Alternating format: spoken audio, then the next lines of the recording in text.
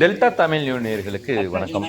இன்னைக்கு நம்ம பார்க்க போகிற வீடியோ பார்த்தீங்கன்னா, சென்ற வாரம் நாங்கள் ஒரு வீடியோ பதிவு பண்ணியிருந்தோம். அந்த வீடியோ பார்த்தீங்கன்னா 95 வயது மதிக்கக்கூடிய தாத்தா, மிக பேறு பெற்றவர், நிறைய ஊர்கள் மக்கள் அறிஞ்சவர்.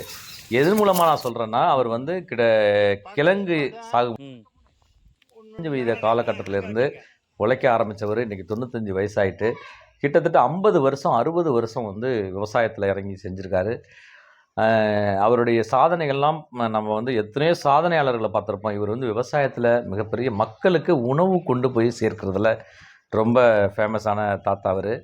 அவருடைய தோட்டத்தில் தான் நாங்கள் இன்றைக்கி இருக்கிறோம். நான் அவருடைய போன வீடியோவில் அவர் சொல்லியிருந்தார். என்ன சொல்லியிருந்தார்னா, இந்த மழை காலங்களில் இப்போ ஏற்பட்ட மழை சேதத்தினால கிழங்கு வந்து ரொம்ப சேதமடைஞ்சிருக்கு. ரெண்டாவது வாங்குறதுக்கு யாரும் வரல தம்பி, கையில் பணம் வச்சுருக்கீங்களா, வாங்கிக்கிறீங்களா அப்படின்னு கேட்டார். நாங்கள் சொன்னோம், ஐயா நாங்கள் வந்து உங்களை வந்து வீடியோ எடுக்க தான் வந்தோம், ஆனால் உங்களுக்கு சேதமாக தெரிஞ்சிச்சுன்னா நாங்கள் அந்த கிழங்கை எங்கள்கிட்ட ஒரு இந்த 4 வீலர் டாடா ஏசி இருக்குது, நாங்கள் வந்து இந்த மாதிரி இந்த லோடு எடுத்துகிட்டு போயிட்டு அந்த மூலமாக கிடைக்கிற வருமானங்களில் தான் இந்த மாதிரி செலவெல்லாம் நாங்கள் பண்ணிப்போம். இந்த யூடியூப் நடத்துறது, சில விஷயங்களை போய் எடுக்கிறது, இந்த விவசாயத்தை போய் எடுக்கிறதுக்கெல்லாம் எங்களுக்கு இப்போ தேவையான அந்த நடவு பணி எப்படி செய்யணுங்கிறத கூட எங்களுக்கு சொல்லி காட்டினார். அந்த 2க்கு 2 அளவில் ஒரு 3 இன்ச்சு சைஸ் அதை வந்து இப்போ அந்த குச்சியை எடுத்து அவர் நடவு செஞ்சு காட்டினார். ஆனால் ஐயாவுக்கு முடியலை, ரொம்ப முடியாத வயசில் கூட இந்த காலத்தில் சின்ன வயசு பசங்கள்லாம் வந்து நிறைய விவசாயம் கற்றுக்கணும் அப்படிங்கிறது தான் இந்த வயசில் அவர் வந்து எந்த அளவுக்கு 95 வயசில் வந்து திடகாத்திரமாக நின்று வெட்டி அந்த கிழங்க பயிரிடுறது, நடவு செய்கிறது எல்லாமே சொல்லி காட்டினார்.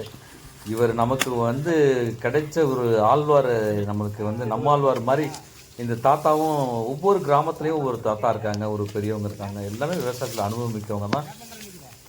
அவரோட வீடியோ இன்றைக்கி அந்த தொகுப்பை நம்ம வந்து அந்த தோட்டத்திலேருந்து அந்த கிழங்கை வாங்கிட்டு வந்தது, ஏற்றிட்டு வர்றது அப்படிங்கிறது. அண்ணா வணக்கண்ணா, உங்கள் பேர் என்ன, எந்த ஊர் அப்படிங்கிறத நீங்கள் வந்து விளக்கமாக எந்த ஏரியா அப்படிங்கிறத நீங்கள் சொல்லிடுங்க. அங்கே திருவாரூர் மாவட்டங்க, மன்னார்குடி தாலுக்கா, கராவட்டி கிராமங்க. பேர் ரவிச்சந்திரன். ஆனால் இந்த விவசாயம் பண்ணுறது, இந்த மரவள்ளிக்கிழங்கு சாகுபடி பண்ணுற முறை வந்து நீங்கள் வந்து ஃபஸ்ட்லேருந்து என்ன மாதிரியான மணல் பக்குவம் பண்ணுவீங்க, அதுக்கு அடுத்து இந்த கிழங்கு வந்து என்ன மாதிரியான விதை நேர்த்தி பண்ணுவீங்க, என்ன மாதிரியான உரம் கொடுப்பீங்க அப்படிங்கிறது ஆரம்பத்துலேருந்து வரிசையாக அப்படியே சொல்லிடுங்க. ஃபஸ்ட்லேருந்து எத்தனை நாள் பயிர் வாட்டி வீசுவோம், பாக்கி யூரியாவும் பொட்டாசும் கலந்து போடுவோம். எத்தனை மாதத்துக்கு எத்தனை மாதம் இடைவெளியில் உரம் கொடுப்பீங்க? 3 மாதத்துக்கு இடையில ஒரு வாட்டி. இது வந்து முற்றிலும் மொதல் வந்து உழவு ஓட்டணும். உழவு ஓட்டணும்னா 4, 5, 6 ட்ரிப்பு உழவு ஓட்டிடுவாங்க. ஓட்டின பிறகு அப்புறம் வந்து குப்பையறிவு கொட்டுவோம். குப்பையறிவு கட்டி மறுபடியும் உழவு ஓட்டணும். மறுபடியும் உழவு ஓட்டி அப்புறம் வந்து வேர்க்கடலை போடுவோம். வேர்க்கடலை போட்டு பாத்தி அணைப்போம். பாத்தி அணைச்சி அதில் வந்து மல்லிக்கட்டை சொல்லுவோம். காணாக வச்சு மல்லிக்கட்டை சொல்லுவோம். ஒரு வருஷம் அது. நன்றி நேயர்களே.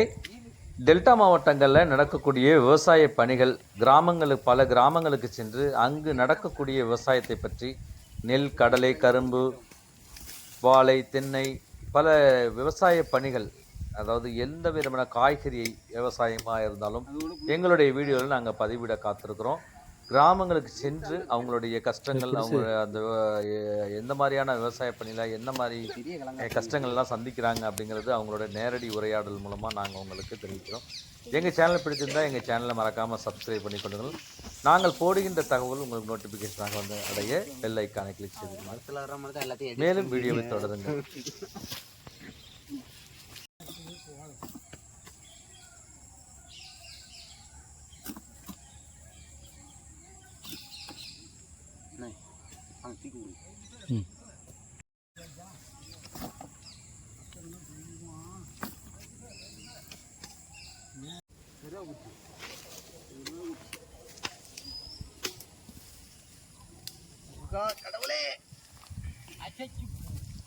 அசைச்சுனா விட்டுருது வேறு.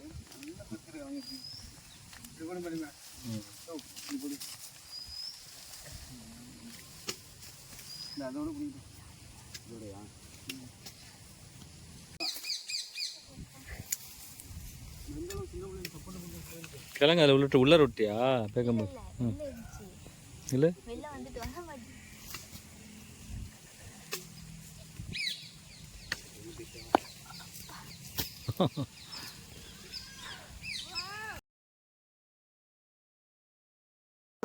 போடு.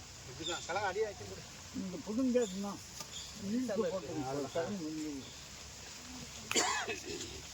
மாறுப்பா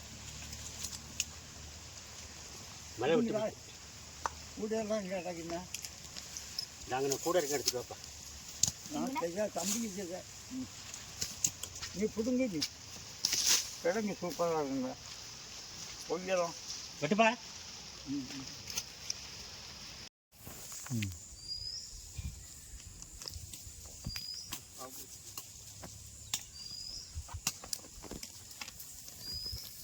அது வந்து ஒரு கிழங்கு தூர் வந்து எத்தனை கிலோ இருக்கும் மேக்ஸிமம் அதிக விளைச்சல்னா? 5 கிலோ இருக்கும். 5 கிலோவுக்கு மேலே தான் இருந்தால் தான் அதிக விளைச்சல்.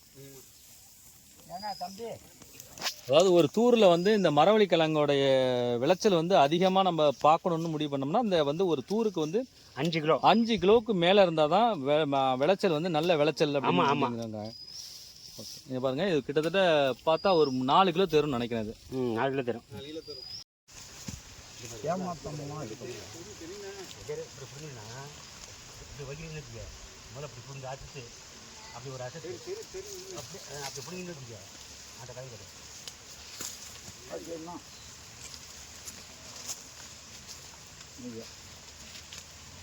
அங்கே இருந்து இதுக்கு மேலே நாங்கள் கிழங்கு அப்படி போட்டு ஒரு 5 ஹவர் எப்படி போட ஒரு 5 அப்படி பண்ணணும் கிழங்கு இப்படி அங்கே இன்னும் இதுக்கு தலைச்சத்து வந்து மாட்டுக்கு நல்லதாம்மா அது? இதா ஆ அதே மாதிரி பாலை போட்டு என்ன நல்லது, இது போட்டால் கொஞ்சம் பால் இருக்கும் போது கொஞ்சம் இது இருக்கு. ஆ என்ன நல்லது இது வந்து